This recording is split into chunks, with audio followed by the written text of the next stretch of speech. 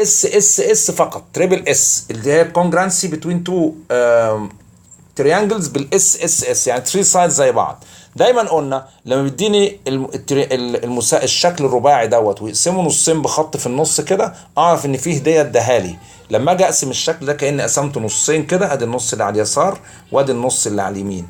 هنا اسمه A B C والتاني اسمه D B C. اجي اقارن بينهم اقول له ما انت عامل لي هنا شرطتين وهنا شرطتين، يبقى خلاص من اولها كده A B كونجرانت مع بي دي على طول، وعمل لي هنا شرطه وهنا شرطه، يبقى اي سي سي دي. وطبعا كمان ده كومن، الخط البي دي ده كومن، بي سي ده كومن، يبقى اقول له بي سي وبي سي بالظبط كده. يبقى في هنا عندي السايد والسايد فيتقال عليه ايه؟ كونجرانسي من السايد سايد. الصفحه اللي بعدها فصلنا شكلنا عن بعض تماما، بس اداني زي ما انت شايف كده اللاين ده قد اللاين ده بنفس العلامه، وفي هنا شرطتين وفي هنا شرطتين، بس شايف مش واخدين نفس الاورينتيشن. ولكن الثالث العلامه ديت برضو في الاولاني عامله زي العلامه ده في الثاني. خلاص يبقى الاي بي كونجرانت مع الدي اي اهو شبه بعض، والاي سي عليه شرطتين، يبقى الاي اف عليه شرطتين، يبقى الاثنين قد بعض. يبقى اما اجي اكتب التريانجل ده مع التريانجل ده اقول له استنى عشان اجيب التشابه بينهم، الاس بتاعهم. اقول له انا ابتديت من الاي، هكتب الاولاني اسمه اي بي سي. اكتب التاني ازاي؟ التريانجل التاني اقول له استنى، الاي دي كانت واقعه بين الخط والخطين اللي هي الاي، جدع. ومشي من الاي للبي عن طريق اللي عليه شرطه اهو من الاي، يبقى امشي من الاي للدي ده اللي عليه شرطه، وبجيب الضلع الثالث الاف. دي طريقه كتابه التو تريانجل عشان اقدر اكتب التشابه براحتي. دلوقتي اقدر اكتبه بسهوله جدا، اقول له ايه؟ اي بي من غير ما ابص في الرسمه، اي بي بتساوي دي اي صح؟ واقدر اقول له ان الاي سي بيساوي اي اف صح؟ وكمان اقدر اقول له ان الدي اف في الثاني بيساوي بي سي. يبقى تعبت شويه في ترتيب النقط في الكتابه للتريانجل عشان اقدر انطقه صح. بعد كده ده حاجه اجمل بكتير اهو، دايما لما يديني شكل رباعي واتقسم في النص باتنين نعيد تاني، ده معناه ان هو اداني هديه، اداني ان الخط ده مشترك بالظبط. ايوه.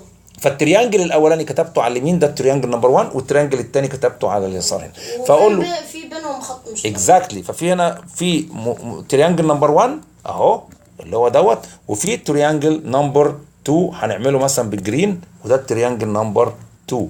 التريانجل نمبر 1 في اي بي بيساوي دي سي اهو، اي دي ادي اي دي مثلا بيساوي بي سي صح، ده عليه شرطه واحده وده عليه شرطه واحده، اللي عليه شرطتين اي بي واللي عليه شرطتين دي سي. خلاص كتبت اي بي هنا ودي سي هنا. وبعدين لقيت الضلع ده مشترك، الماجنتا ده مشترك، فكتبت البي دي وكررته هنا.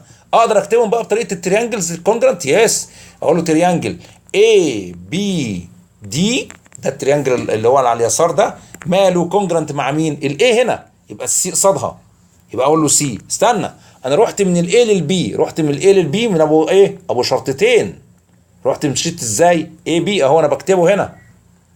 رحت من ازاي؟ مشيت من ايه للبي ولا لا؟ يبقى امشي من هنا من السي للبي ولا من السي للدي؟ لا من السي للدي. ايوه كده من السي للدي. ليه؟ ابو شرطتين اهو، مشيت من ايه للبي من ابو شرطتين كده. أيوة. يبقى امشي من السي للدي ابو شرطتين، ويتبقى الضلع الثالث اللي اسمه بي. كده اقدر وانا مغمض من غير ما اشوف الشكل اكتب ان الاي بي ايكوال لسي دي وهكذا. البي دي كونجرانت لدي بي. يبقى لو كتبتهم بالترتيب الصح بالمنظر ده اقدر اقول ان انا اقدر اجيب الكونجرانسي بسهوله شديده جدا.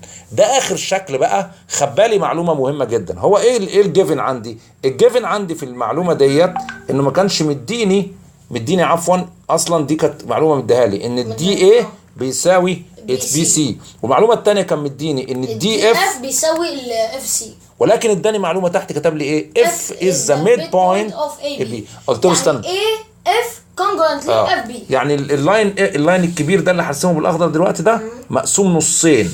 هو قال لي كده الاف في الميد بوينت يعني اللاين ده على يسار الاف قد اللاين ده على يسار الاف. قلت له خلاص يبقى عندي السايد قد بعض، وكتبتهم بنفس الطريقه لان هنا ما انا اسمه ايه ما عملش. حاضر تعال اكتب لي انت بقى، مليني التريانجل 1 والتريانجل 2. تريانجل 1 هنطقه لك انا هسميه اف اي دي، سميت التريانجل الاولاني اف اي دي. يلا يبقى التريانجل الثاني يتسمى ازاي؟ اف الى اي الى دي. يلا يبقى الثاني يتسال ايه؟ اف راحت الثاني يقول اف اف بي شاطر سي. شاطر جدع. لان انا ماشي مع مع الصاي يعني. احسنت، ماشي مع الاخضر. مشيت مع الاخضر، امشي مع الاخضر. بعد كده ما ابصش في الرسمه وانا بعمل الكونجرانسي، اقول له ايه؟ الاف اي زي الاف بي، والبي سي زي الاي دي، والاف دي زي الاف سي. فهمت طريقه المشي ازاي؟ كده احنا خلصنا تماما موضوع اللي اسمه ايه؟ تريبل اس. يبقى الدرس ده اسمه ايه؟ تريبل اس. ماشي. في الليسون الجاي ان شاء الله هنقول الاس اي اس. This concludes this tutorial.